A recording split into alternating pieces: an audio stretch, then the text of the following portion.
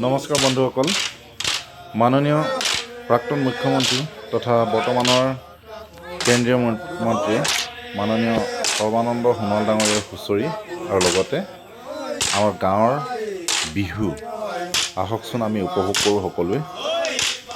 কেনে পালে চাই কিন্তু জনাবলৈ নাপাহৰিব আপোনালোকে। এয়া চাওক আমাৰ গাঁৱৰ এক নিভাঁজ কি সুন্দৰ পৰিৱেশ, আহকচোন জনাব দেই। কিন্তু বিহু বতৰ, বিহু চাবলৈ যাওঁ গাঁৱলৈ। এক নিভাঁজ বিহু, যি গাঁৱলীয়া পৰিৱেশত সেই বিহুটো পোৱা যায়। আহক।